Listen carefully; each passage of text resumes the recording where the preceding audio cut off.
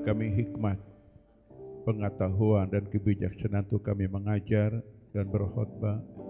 Berikan kami telinga dan pengertian seorang murid mengerti dan memahami. Dan tuliskan firman-Mu dalam akal budi kami. Jadikan kami menjadi saksi, menjadi alat kebenaran yang berbuah lebat bagi kerajaan-Mu. Terima kasih Tuhan, di dalam nama Yesus. Haleluya. Amin, amin. Silakan duduk Bapak Ibu kekasih Tuhan. Ya, salam semuanya. Puji Tuhan, mari sama-sama kita baca Matius pasal 25. Matius 25 ayat 14.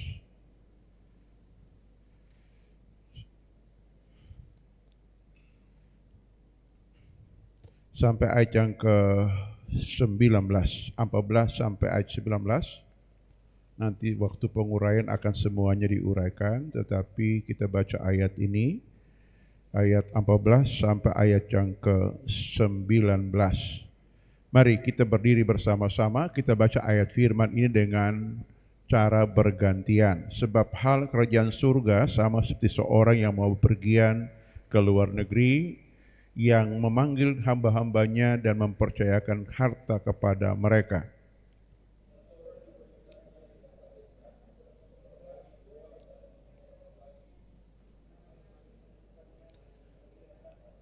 Segera pergilah hamba yang menerima 5 talenta itu, ia menjalankan uang itu lalu memperoleh laba 5 talenta.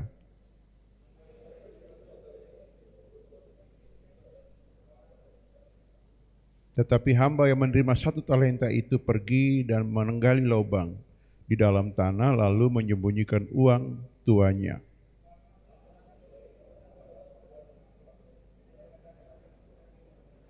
Amin. Silakan duduk kembali.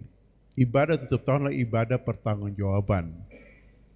Ya, kita bertanggung jawab kepada Tuhan terhadap waktu, talenta, berkat yang kita peroleh selama kurun waktu 365 hari. Dalam kalender Masehi, kita diberi batas-batas waktu dan tahun, hari, bulan, jam, sehingga memudahkan kita untuk kita gampang memperbaiki apa yang kurang, dan apa yang sudah kita capai kita tingkatkan, saudara.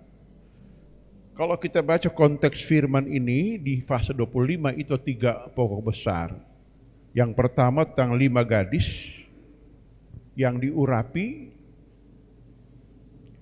yang bijaksana, 5 gadis yang bodoh. Ya, dia ngomong tentang orang diurapi oleh Tuhan secara garis besar menantikan kedatangan Tuhan. Lalu yang kedua di ayat 14 sampai ayat yang ke 30 itu tentang talenta, kemampuan diberikan oleh Tuhan sebagai pemilik kehidupan, pemilik kerajaan surga, memanggil hamba-hambanya memberikan talenta untuk mereka bisa menggandakan talenta tersebut, saudara. Dan yang terakhir di ayat 31 sampai ayat yang ke-46 itu tentang pelayanan penghakiman. Kita melayani dan kita bertanggung jawab atas semua yang kita lakukan. Nah, yang saya uraikan di sini di ayat 14 sampai dengan ayat yang ke 30 tentang bagaimana kita bertanggung jawab atas talenta diberikan. Ya, talenta itu adalah gambaran daripada kemampuan atau karunia ilahi yang modal Tuhan berikan kepada kita. Kisahnya seperti ini, saudara. Ya. Jadi kita ini dibeli oleh darah Tuhan dan hidup sebagai hamba Tuhan dan hamba kebenaran. Selama kurang lebih durasi waktu yang Tuhan berikan di tahun ini, 2023, dari Januari sampai Desember sekarang, dan ini hari tanggal terakhir, sebentar malam kita akan ibadah tutup tahun, ini ibadah minggu pagi, ya. Kita diberi kesempatan untuk kita berkarya, saudaraku. Ya, ayat ini sama dengan ayat yang ke dalam kita bahas sebentar di dalam Efesus pasal yang keempat. Efesus 4. Ini sama, saudara. Rasul Paulus menjelaskan lebih detail di dalam Efesus pasal 4. Ya, kita pelan-pelan saja biar kita ngerti, paham betul, saudara. Ya. Kita baca saudara di ayat yang ke ya 8, ayat yang ke-8. Mulai, itulah sebabnya kata Nats, tatkala ia naik ke tempat tinggi, ia membawa tawanan-tawanan, ia memberikan pemberian-pemberian kepada manusia. Bukankah ia telah naik berarti bahwa ia juga telah turun bagi ke bagian bumi yang paling bawah. Ini saudara, ya, naik ke surga, bumi paling bawah. Nah, Tuhan itu dengar.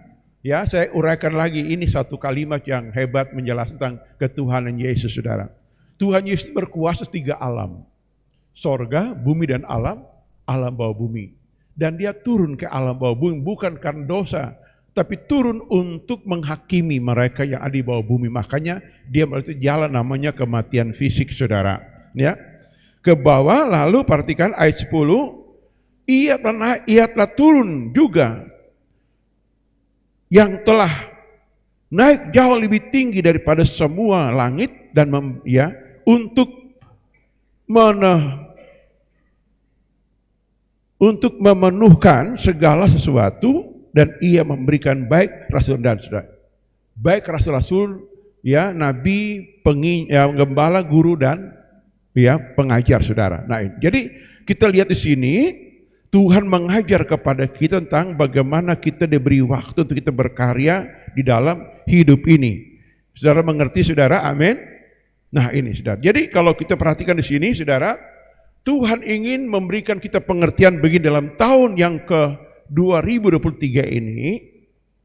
Tentu kita diberi tugas oleh Tuhan sebagai gereja, sebagai pribadi, sebagai gereja untuk membangun kerajaan surga. Apatah lagi di tahun 2024 ini diberi target oleh sinode, satu jemaat lokal mesti membuka satu jemaat lokal, itu minimal di tahun depan ini, saudara. Ya, tinggal besok lagi sudah tahun baru. Ya, nah, atas berkat Tuhan, Tuhan memberikan kepada kita sebuah lahan membangun kampus, saudara, melatih pelayan-pelayan Tuhan untuk menjadi misionaris, perintis-perintis gereja jemaat baru. Nah, ini. Jadi kita di sini diajar untuk kita mengerti bahwa kita dibeli oleh darah Tuhan menjadi hamba Tuhan. Katakan amin.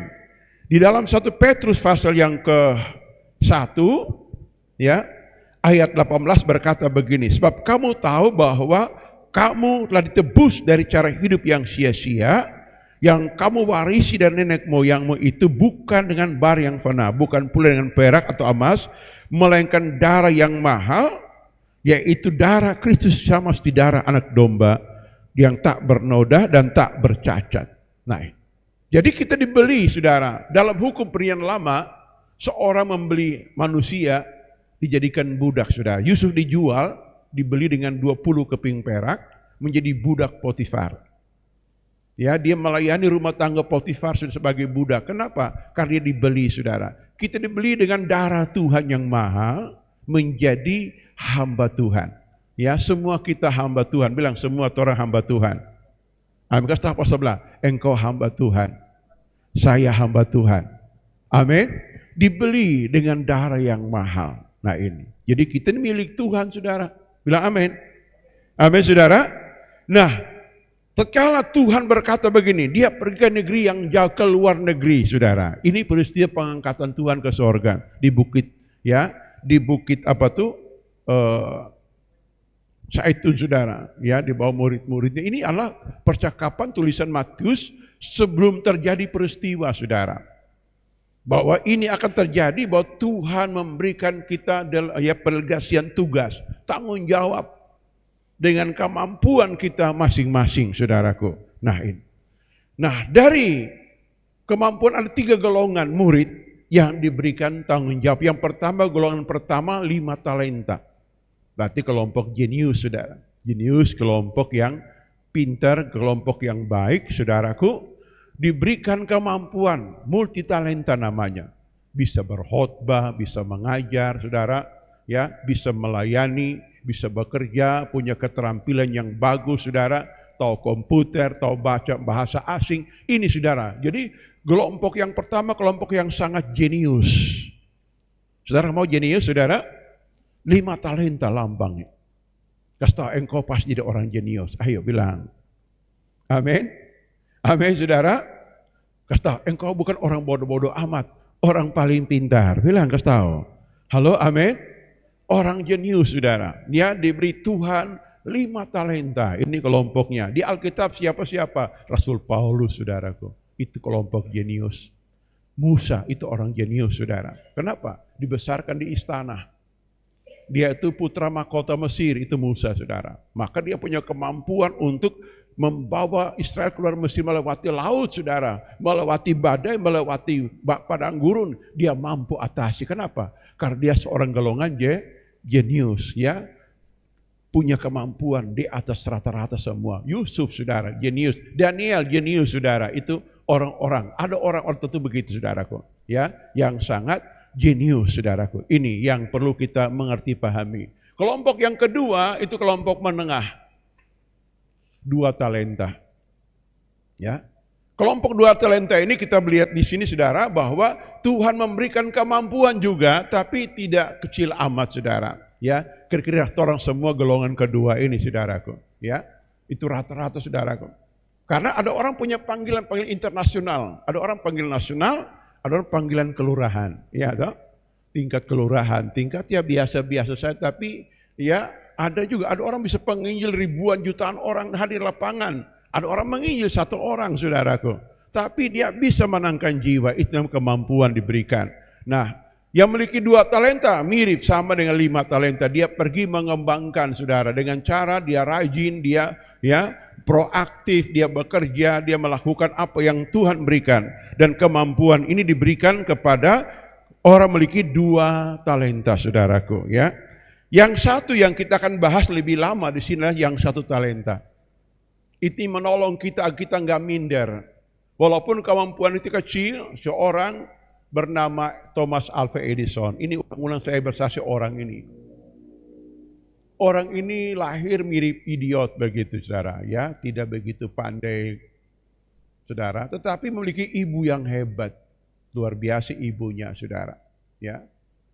Ibunya mereka ini pindah-pindah kota di Amerika Serikat saudaraku ya, pindah ke sana, pindah kemari dan mereka pindah ke sebuah kota lalu masukkan Thomas ini ke sebuah sekolah. Ternyata gurunya menyerah untuk didik anak ini karena dia tidak begitu pandai bersama dengan teman-teman yang lain, saudaraku. Nah ini mirip orang 1 talenta, saudara. Tetapi dia memiliki kemampuan untuk dibina, diarahkan, ya. Nah ini, jadi kita pun demikian, saudara. Kita nggak perlu minder. Kita ini mantan pendosa, hancur-hancur, kacau-kacau. Hidupnya miskin, susah, orang tua kita mungkin nggak begitu luar biasa, hanya orang biasa-biasa, petani bahkan nggak punya modal. Jangan kita terpengaruh dengan gaya hidup mereka, saudara. Alkitab tadi berkata, ditebus dari cara hidup yang sia-sia yang kita waris nenek moyang. Semua yang nenek moyang buat sudah selesai dengan Tuhan. Tidak melekat dengan kita lagi. Baik pola hidup mereka, pola pikir, gaya sosial, maupun segala macam sudah selesai. Katakan amin. Sekarang kita bertemu dengan Tuhan, gaya hidup kita beda. Tetapi jangan kita terbawa, saudara. Bayangkan orang yang punya 1 talenta ini, yang saya akan bahas lebih lama dikit, saudara. Ya. Dia ini luar biasa, saudara. Punya 1 talenta, tapi dia pergi kubur talenta tersebut dalam tanah.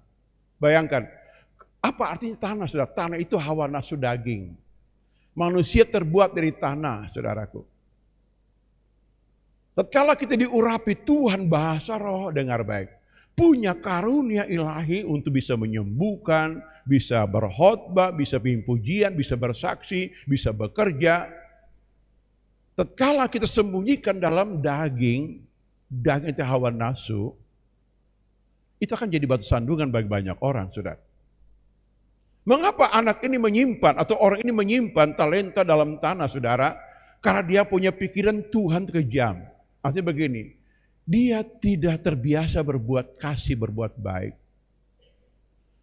Dia lakukan sesuatu dengan penuh perhitungan, saudara. Untung saya apa berbuat baik? Tuhan itu kan tinggal di sorga, saya yang kerja keras di bumi. Buat apa saya berbuat baik? Itu pola pikir, saudara, yang salah. Alkitab mengatakan setiap pada perkara kecil Tuhan berikan perkara yang besar. Setiap pada tanggung jawab yang kecil diberikan tanggung jawab yang besar. Dari tekad dan pengertian kita, saudaraku. Tapi orang ini yang pertama, dia punya pola pikir yang salah. Tuhan itu Allah yang kejam. Dia menua di tempat yang tidak dia tabur. Begini dengar baik Bapak Ibu kasih Tuhan. Kemampuan itu datang dari Tuhan. Baik pengurapan, hikmat, akal budi datang dari Tuhan. Seorang filsuf Yunani bernama John Locke. Dia punya pendapat begini, saudara. Ya, seorang anak manusia lahir seperti kertas yang putih bersih. Tidak ada noda, tidak ada punya kemampuan. Polos, saudara. Ini seorang filsuf, saudara. Nama John Locke. Ya, saudara, itu dia teori namanya tabula rasa. Kalau engkau pernah belajar ilmu psikologi, itu biasa ada di situ, saudara.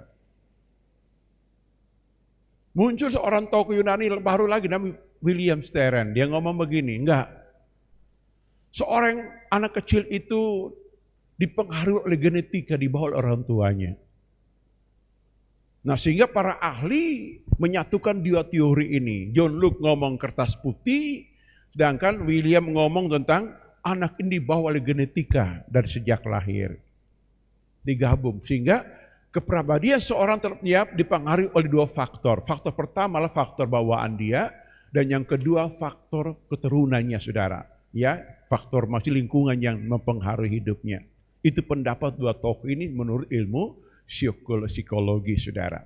Nah, tatkala kita bertemu dengan Tuhan, saudara yang kasih, dia Tuhan beli dengan darah Tuhan. Tadi Petrus tulis, bahkan Yesaya, Matius juga menulis, Yesaya juga menulis, saudara, Yesaya 53. Kita tebus, dibersihkan, saudara. Dan Tuhan memberikan kita kemampuan. Biasa istilah karismatik namanya impartasi urapan. Kemampuan.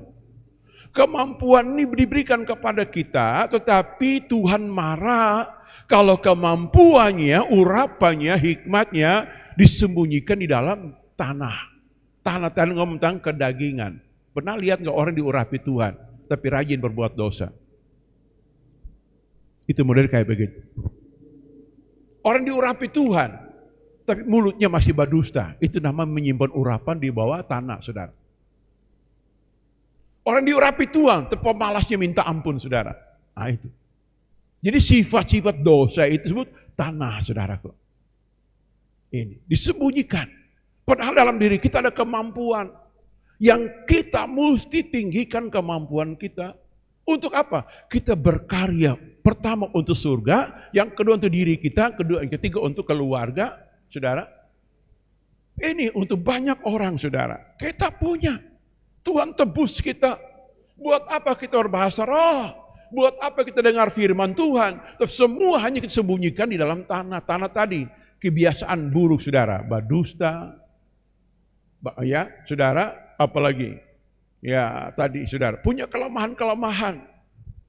Menyembunyikan. Yesus berkata begini, orang menyalakan pelita, jangan ditarik bawah gantang. Itu sama prinsipnya, saudara.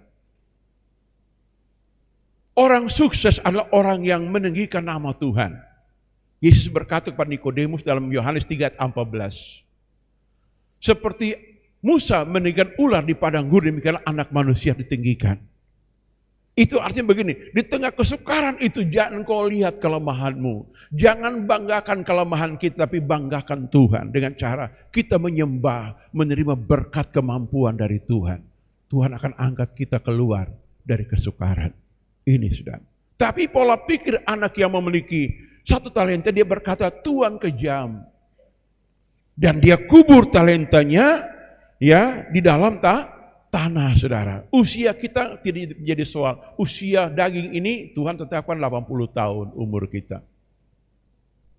Ada yang nggak sampai, ada yang setengah tahun, ada yang lahir juga meninggal. Macam-macam keadaannya manusia alami. Tapi orang yang masih hidup ada ini, mari kita berkarya semaksimal mungkin. Gunakan seluruh kekuatan ilahi. Amin. Betul tidak? Kekuatan ilahi, saudara.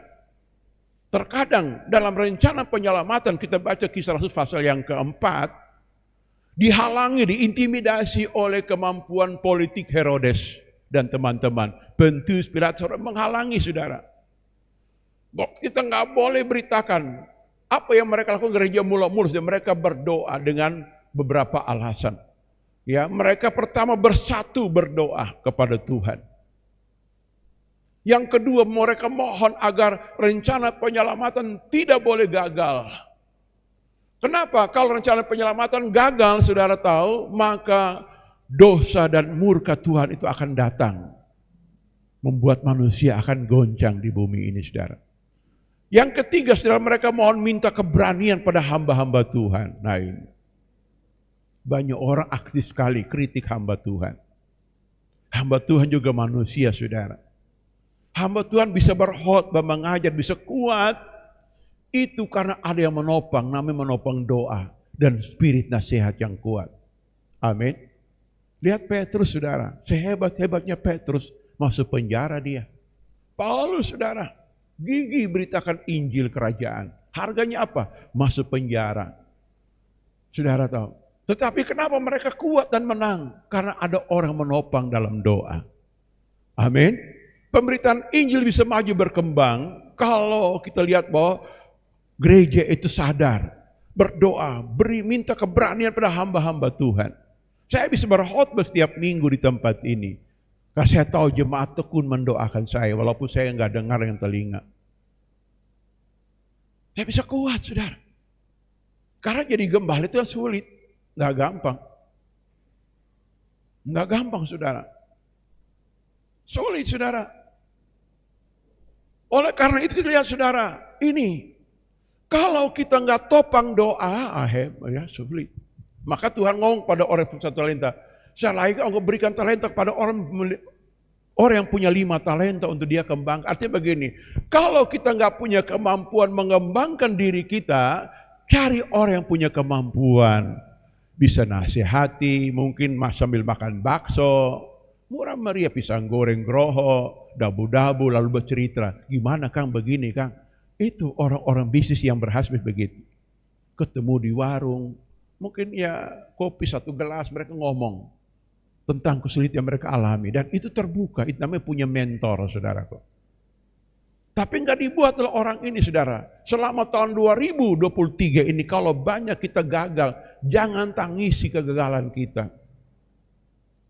Jadikan kegagalan jadi pengalaman berharga untuk memacu kita jauh ke depan lagi bisa berhasil. Masih ada waktu, Tuhan berikan lagi. Kalau Trump nggak punya gairah hidup, maka dengan sangat menyesal Tuhan mesti angkat kita kayak Elia. Elia sebenarnya masih mau hidup, saudara. Tapi Elia sudah menyerah. Tuhan, cabut saja nyawaku. Aku nggak layak, aku nggak mampu kalahkan Isabel. Itu roh putus asa, saudara. Ya, istilahnya Elia punya kemampuan yang hebat, bisa turunkan api, bisa membunuh Nabi Baal, saudara. Tiba-tiba terkubur di tanah, saudara. Tanah itu siapa? Kekuatan intimidasi Isabel. Muncul ketakutan yang sangat dahsyat dalam dirinya. Karunia ilahi nggak ada lagi bekerja, saudara. Apa katanya, saudara? Cabut saja nyawaku, aku nggak layak lah. Kasih tahu, jangan putus asa hadapi masalah. Engkau diurapi Tuhan. Amin. Amin. Kobarkan urapan Tuhan dalam diri kita. Haleluya. Orang diurapi pasti diintimidasi, saudara. Karena setan gak suka kita diurapi Tuhan.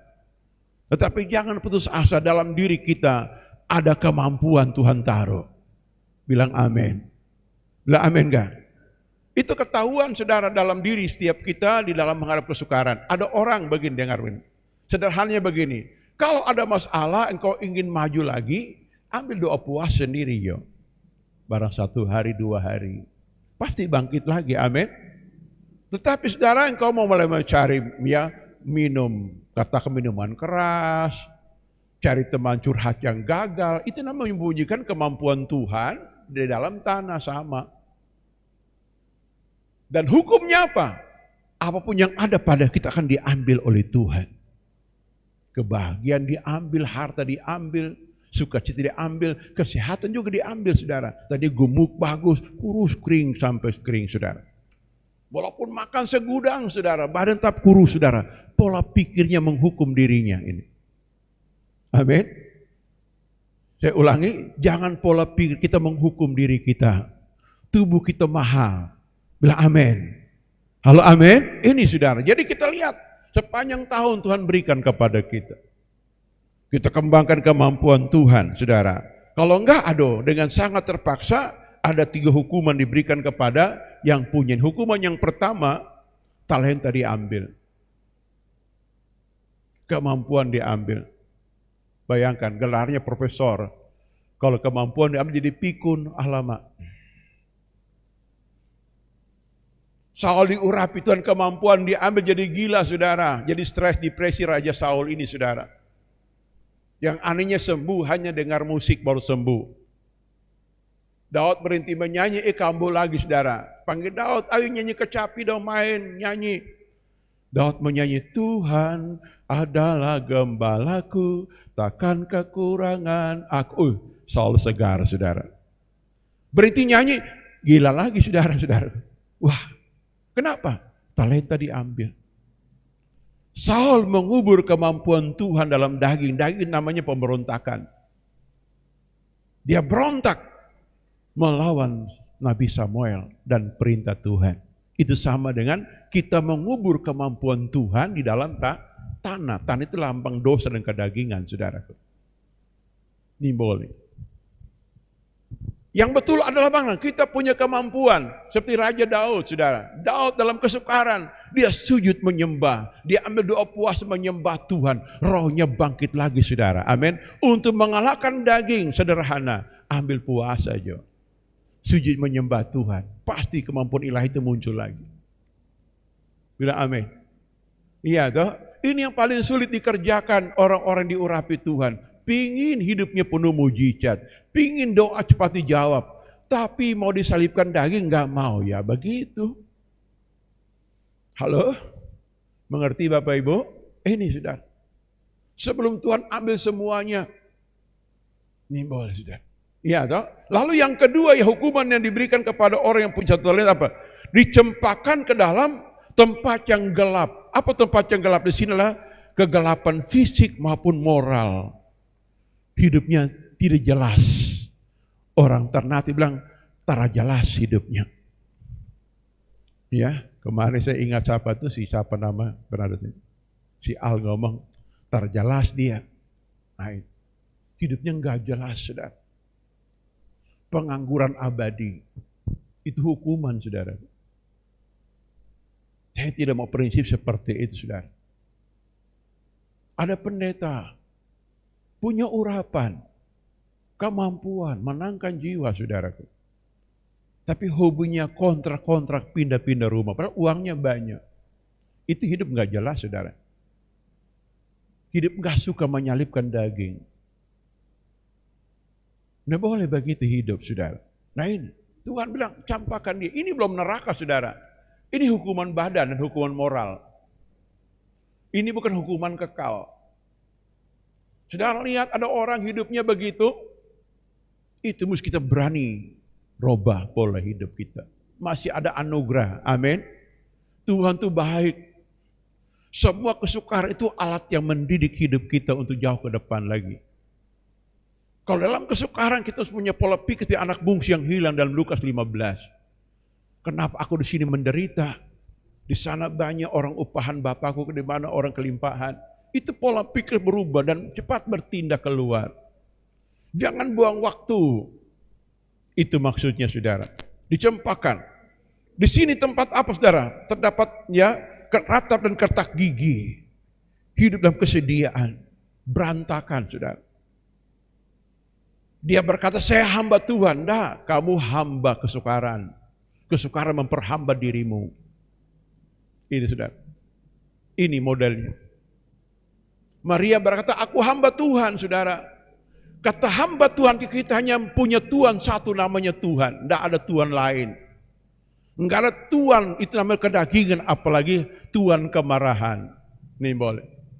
Ini perlu kita perbaiki demi kebaikan kita, saudara. Demi orang dosa pikir Tuhan dulu lah. Anak cucu kita, saudara. kebaikan kita hari ini modal untuk anak cucu kita ke depan. Bila amin? Ini saudara. Jadi kalau kita berpikir seperti kita akan jadi orang yang hebat, saudara. Jaga hidup, jaga diri, bagus-bagus. Karena Tuhan berikan kemampuan itu baik sekali, saudara. Dia berikan talenta, dia berikan urapan kepada kita. Semua bisa bahasa roh, semua bisa doa. Tujuannya apa, saudara? Kerajaan Tuhan melebar, betul. Tujuan untuk kejayaan diri kita juga. Ini akhir tahun, hari evaluasi. Kalau masih kurang, jangan malu, jangan hukum dirimu. Kita berkat Tuhan. Beri aku kesempatan, saya perbaiki yang kurang, yang salah. Ibrani pasal 12 ayat 17 berkata, Esau tidak punya kesempatan memperbaiki kesalahannya. Tapi kita kan punya kesempatan, saudara. Firman hanya berlaku untuk Esau. Tapi orang punya kesempatan masih perbaiki yang salah. Bila amin. Supaya apa? Makin baik lagi. Yesus berkata dalam Yohanes 15, setiap ranting yang berbuah dibersihkan supaya makin lebat berbuah. Itu maksudnya. Ya, ranting yang dibersihkan adalah ranting yang diperbaiki, dididik, dinasihati, diatur lagi, digembleng lagi, saudara. Untuk apa? Menjadi berhasil, menjadi beruntung ke depan lagi. Ini hari evaluasi hidup kita, saudaraku. Amin. Luar biasa, saudara. Nah, saya ulangi lagi, saudara, beberapa hal yang dimiliki oleh orang punya satu talenta ini. Yang pertama, dia sok tahu di ayat 24. Di ayat 24 berkata bahwa aku tahu Tuhan orang kejam. Yang kedua, dia punya seorang gambar diri yang buruk, saudara. Orang yang takut, tertolak, minder. Nah gitu. Pernah nggak lihat orang membandingkan diri? Kalau saya punya kemampuan seperti dia, Kang, saya bisa hebat. Nggak perlu, saudara. Syukuri panggilan kita hanya hal yang kecil. Kembangkan itu. Amin. Kembangkan. Ya. Kita kembangkan, saudara. Tapi orang ini enggak, saudara. Dia punya kelemahan, dia menolak. Kenapa kok saya kok? Dia lihat sudah umpama 3 orang berdiri, dikasih. Kamu 5 talenta, kamu 2, kamu 1. Dia pasti berpikir, aduh, Tuhan kok enggak adil, ya kejam banget. Saya kok cuma 1.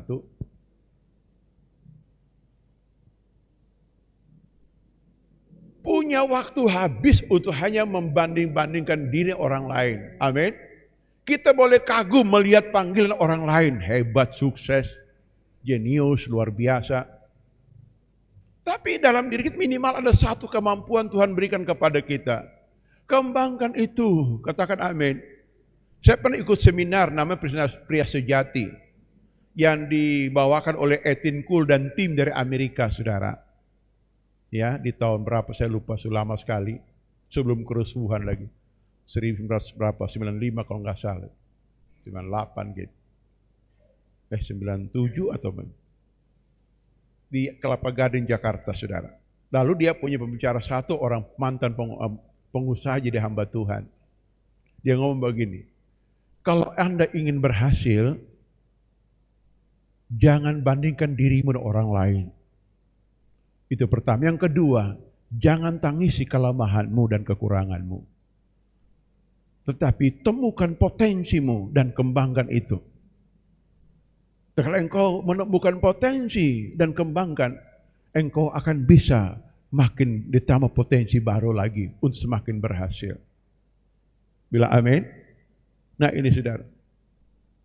Jadi kita lihat, saudara, ya, orang-orang sukses, orang-orang yang tidak peduli, saudara, dia ingin maju dan dia kembangkan potensi dia punya. Begitu dalam Tuhan seperti itu.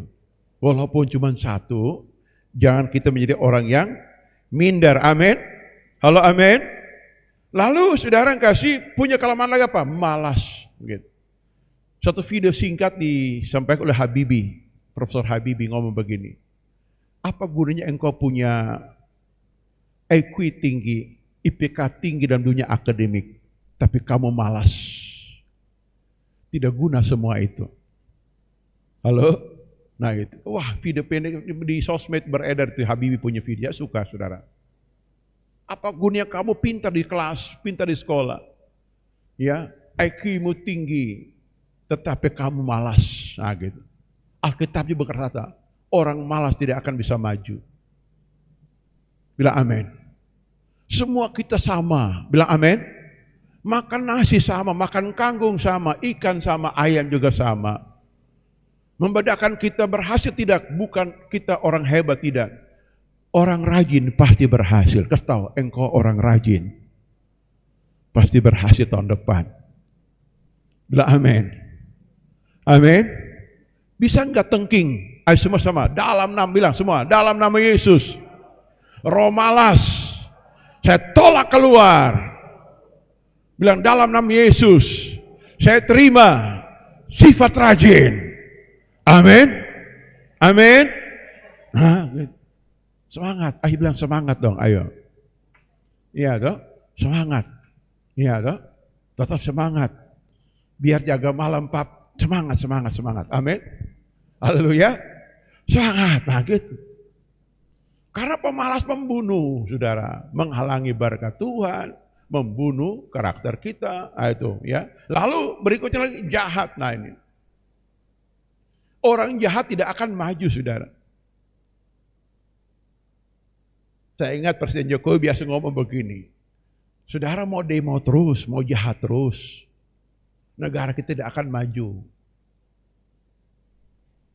Negeri yang orang yang jahat, saudara, tidak akan maju negeri itu.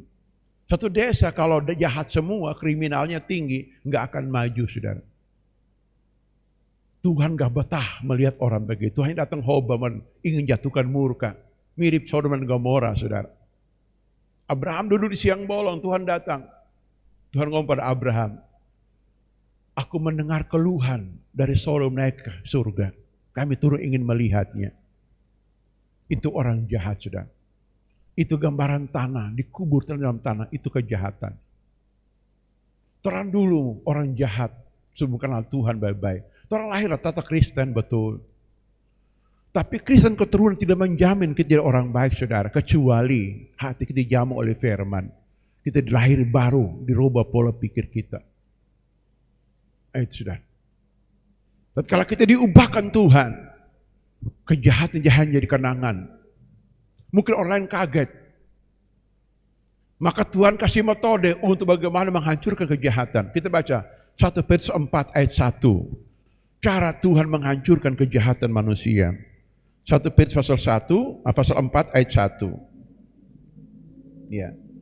Jadi karena Kristus telah menderita pertanyaan badani, kamu pun harus mempercayai dirimu dengan pikiran yang demikian. Karena, semua sambung, barang siapa telah menderita pertanyaan badani, ia telah berhenti berbuat dosa. Tujuan kesukaran, tujuan sakit penyakit, tujuan penderitaan itu hanya satu. Berhenti bikin dosa. Amin. Seorang anak kecil yang nakal, umur 2-3 tahun atau 4 tahun lah. Dalam rumah tangga keluarga pasti ada ayah atau ibu yang agak disiplin. Umpamanya ayah disiplin, mamanya rangkul, saudara. Anak ini nakal sebagaimana? Anak ini nakal dan berhenti nakal. Bapaknya ambil tongkat atau rotan memukulnya. Anak kan lari pergi memeluk mamanya sebagai tameng perisai. Dan bapaknya berhenti memarahi saudara dan berkata, jangan bikin dosa lagi. Semua musibah bencana yang manusia alami di bumi tujuan Tuhan itu satu. Berhenti bikin dosa. Bangsa Niniwe bikin dosa sampai ke langit, saudara. Tuhan utus Nabi Yunus ke sana dan mereka bertobat. Niniwe dipulihkan oleh Tuhan. Tujuannya apa? Agar muncul kebaikan di negeri itu. Begitupun kita, saudara. Halo? Dalam kesukaran yang orang alami, Tuhan lebih tertarik duluan mengubah hidup kita, baru menjawab doa dan untuk menolong kita. Amin. Itu sifat Tuhan, ingat baik-baik. Tuhan lebih tertarik merubah sifat kita dulu, baru menolong kita. Mengapa? Karena kejahatan menghalangi berkat. Kejahatan membuat mujizat jauh dari kita. Bahkan kejahatan membuat kemujuran, keberuntungan lari jauh dari kita. Kita ingin mencapai kesuksesan. Saudara coba lihat cerita atau sejarah umat manusia. Orang jahat tidak akan berhasil, saudara. Seterampil-terampilnya orang jahat, semampu-mampu orang jahat tidak akan bisa berhasil. Saya beri contoh Raja Daud dengan Raja Saul, saudara. Saul punya pengalaman perang, itu hebat. Seorang tentara yang militan. Tetapi waktu dia jatuh dalam dosa dan hidup dalam kejahatan, maka kemujuran jauh dari hidupnya. Saudara. Daud, seorang raja yang tidak punya pengalaman, anak muda dari kebun, dia hanya tahu menggembalakan kambing domba. Tapi dia orang baik, saudara kasih, maka kemujuran mendekat kepadanya. Bilang amin. Amin. Ini begitupun tuh orang. Jangan minder hanya sekolahnya rendah. Mungkin putus sekolah. Tapi engkau malah hidup baik, saudara. Berbuat baik. Sederhana. Ingin menolong orang. Ingin mengampuni orang. Ingin berbuat baik. Saudara tahu. Tuhan menaruh kemujuran kepadamu. Doa kita hanya pendek. Tuhan tolongkah. Langsung pertolongan datang. Amin. Orang jahat doanya panjang-panjang sampai mulutnya capek. Jawaban tak kunjung datang, saudara. Kenapa? Karena berkat istri jinak-jinak merpati. So ada di muka. Mau tangkap terbang lagi, saudara. Ini rahasia hidup. Maka Tuhan ngomong pada orang punya satu talenta. Hai hamba yang jahat. Ini boleh. Makanya kenapa gereja dipanggil untuk merintis pelayanan. Agar negeri itu diubahkan oleh Tuhan. Hati Tuhan itu apa? Dengar, kita bahas Yesaya pasal 66. Yesaya 66. Hati Tuhan untuk negeri di bumi ini, saudara. Sehingga kita bisa merintis gereja itu tujuannya bukan apa-apa. Tetapi tujuannya adalah negeri harus diubahkan oleh Tuhan, saudara. Ya, perhatikan di ayat yang ke-8. Ayat 78. Ayat 78. Sebelum menggeliat sakit, ia sudah bersalin. Sebelum mengalami sakit beranak, ia sudah melahirkan anak laki-laki. Siapakah yang telah mendengar hal seperti itu? Siapa telah melihat hal demikian? Masakah satu negeri diperanakan satu hari? Atau satu bangsa lahir ke dalam satu kali? Namun baru menggeliat sakit, Sion sudah melahirkan anak-anaknya. Dengar, Tuhan mau negeri diperanakan kembali, saudara. Negeri lahir baru. Negeri kriminal. Negeri yang penuh kejahatan, saudara. Itu motivasi utama rintis sebuah pelayanan. Maka saya kurang tertarik merisot pelayanan itu merekrut orang sudah bertobat, enggak tertarik saya. Cari orang yang belum bertobat sama sekali itu bikin kelas pemuritan dan pemulihan. Dari awal mesti pulihkan. Dari kejahatannya mesti lahir baru, itu tujuan Tuhan. Amin. Bukan kita iming-iming orang kasih uang, kamu pelayan saya di sini, PK-nya besar, persembahan kasihnya besar. Enggak begitu, itu pola duniawi, saudara. Pola surga adalah merubah orang jahat jadi baik. Mau diajarkan, itu maunya Tuhan, saudara. Mengapa? Orang biar punya talenta banyak pun kalau dia jahat, talenta dibunuh semua, dikubur semua, saudara. Tidak ada arti apa-apa. Dan jangan mimpi kalau doa terjawab. Enggak. Yakobus menuliskan, doa orang benar besar khasiatnya. Orang berdosa berdoa, namun jawaban enggak datang. Ini menjadi peringatan untuk kita, untuk saya, saudara, untuk saudara semua. Kita harus berpikir seperti itu. Kadang-kadang orang berduit, dia bangun sebuah pelayanan, enggak pernah sakit dalam pemuritan. Iming-iming sana sini, lari ke sana kemari. Bisa semangat, tapi itu hanya busa sabun, saudara. Dikocok busanya timbul, didiamkan busanya turun, saudara. Orang-orang mereka seperti itu. Tidak pernah mengerti tentang kasih sayang dan cinta kasih Tuhan, saudara. Dia punya talenta banyak, tapi lihat, duniawi, mabuk ulang, bahugal ulang, dahsyat ulang sukses. Alasan, kenapa? Tidak ngerti, enggak menghargai harta rohani dalam dirinya, saudara. Yesus berkata, jangan beri mutiara kepada babi, itu akan. Dia nggak ngerti mental Esau, saudara. Buat apa hal keselungan, buat apa urapan, buat apa semua itu. Toh saya mati besok. Dengar, orang mati bukan ayam, potong ayam kampung. Ayam kampung mati, ayam potong mati. Dia air hidup di belanga, saudara. Dia nggak punya roh dan jiwa untuk dihakimi dalam penghakiman kekal, saudaraku. Manusia punya roh dan jiwa, siap dihakimi. Kalau kita menghina berkat keselungan, menghina urapan, dan setia berhidup jahat, dengar baik. Upah dosa turun-temurun, mengalir ke dalam garis keturunan kita. Dan itu sangat berbahaya. Ini perlu kita renungkan di akhir tahun, di tanggal 31 ini. Belum terlambat, masih ada waktu kita perbaiki. Renungkan sadar, Tuhan, saya menjadi orang baik Tuhan.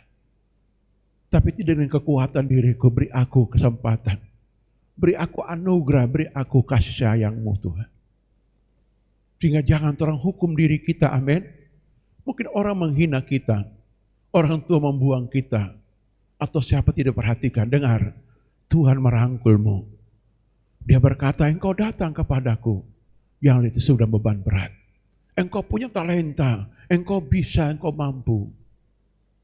Jangan minder. Jangan kita berkata, oh tapi lihat mereka sana berhasil, saya tidak. Nah, ada waktunya sudah.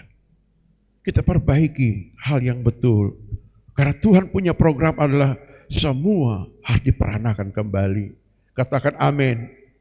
Ini saudaraku, ya, jahat. Lalu berikutnya lagi, apa penghalangannya saudara? Di ayat yang ke-27 dalam Injil Matius. Dia tidak mau belajar dan bekerja sama, saudara. Ya. Tuhan berkata, kenapa engkau tidak datang ke orang punya 5 talenta? Kita harus bersyukur orang berhasil duluan dengan kita. Dalam bidang apa? Dan apa salah kita datang di hari Natal atau tahun baru seperti datang silaturahmi sambil ngobrol. Hanya 1 jam atau setengah menit berguna. Beritahukan dong tips sukses engkau. Apa kiat sukses kamu Bapak, Ibu? Beritahukan. Saya mau belajar. Oh gini. Dia mentor hanya 1 jam atau 5 menit saudara. Jadi beruntung ilmu dapat.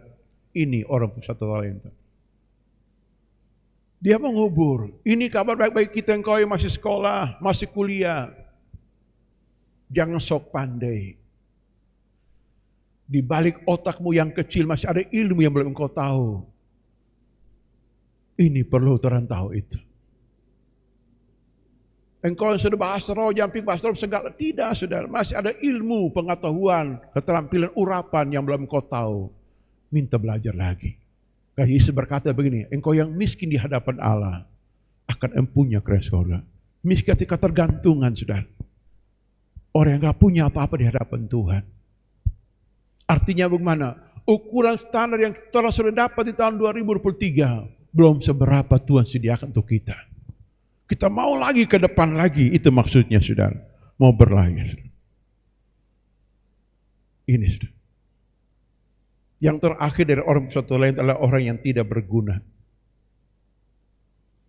Orang yang tidak berguna menjadi beban bagi orang lain. Karena itu waktu yang Tuhan berikan kepada kita. Jadikan diri kita berguna. Amin. Punya prinsip saudara. Semua orang lahir jadi pandai. Rencana Tuhan jelas. Mari kita jadikan manusia serupa segambar dengan kita. Agar mereka berkuasa. Jelas. Kalau belum sampai target itu berarti ada sesuatu yang masih kurang. Terus belajar lagi. Itu maksudnya. Amin. Belajar lagi. Saya doakan agar gereja ini banyak orang pintar. Orang suka belajar muncul di mana-mana. Enggak ada pengangguran di dalam Tuhan. Anak Tuhan pekerjaan menunggu dan mencari mereka. Orang dunia mencari pekerjaan. Anak Tuhan itu bukan mencari pekerjaan. Pencipta lapangan pekerjaan. Katakan amin. Percaya? Pencipta lapangan pekerjaan. Ini sudah. Kenapa? Karena kreasi Tuhan turun kepadanya. Yesaya 40 ayat 29 dan ayat 30. 31. Orang menantikan mendapat kekuatan baru dari Tuhan. Apa kekuatan baru itu? Gaya cipta, pencipta langit dan bumi diberikan kepadamu. Kekuatan berlari, kekuatan berjalan, kekuatan terbang. Saudara. diberikan kepada kita. Ini. Ya, jangan kita berdoa, sukacita menang. Bukan itu. Kita punya dampak besar di bumi ini, saudara. Itu maksudnya. Jadi kesimpulan kita hari ini, saudara, yang pertama adalah waktu yang Tuhan berikan. Mari gunakan semaksimal mungkin. Amin. Amin. Ya, waktu Tuhan berikan, masih ada waktu lagi. Kalau terus bosan hidup, berarti ya sampai sini Tuhan menyertai kita, saudara. Tapi kalau berkat Tuhan, aku ingin berbuat baik lagi ke depan. Aku perbaiki yang kurang. Aku mau ke depan lagi, saudara. Amin. Yang kedua, kalau kita Tuhan kasih kemampuan, cuman satu, tekuni. Umpamanya, contoh. Engkau rindu dipakai Tuhan kesembuhan ilahi. Kembangkan itu. Tiap hari punya agenda tetap berdoa dan pergi kunjungi orang sakit. Cari sakit yang paling berat, yang paling koma, ruang ICU, doakan. Kalau doamu membuat dia mati, periksa lagi. Masih salah doa saya di mana? Gitu. Baca buku, belajar lagi. Sampai engkau bisa berdoa, sampai jangankan orang koma, orang mati pun bangkit. Amin. Itu namanya orang ingin maju. Bila amin, kembangkan. Iya toh, kembangkan saudara. Karena perintah Tuhan jelas, pergi bangkitnya orang mati, saudara. Iya. Gitu. Jadi kita kembangkan, Tuhan berikan. Yang ketiga, kalau kita punya talenta jangan kubur dalam tanah. Ingat dalam tanah apa? Malas, jahat, tidak mau belajar. Itu tanah, saudara. Amin. Kasih tahu saudara, kalau punya talenta jangan kubur dalam tanah. Tanpa apa? Malas. Bilang. Gitu. Jahat. Ya. Gitu. Kita bertobat, ini masih belum berubah nih. Mesti berubah total. Karena Tuhan goncang terus, saudara. Itu betulnya, saudara. Ya, kita kembangkan. Masih ada waktu. 2024 Tuhan berikan kepada kita. Bila amin.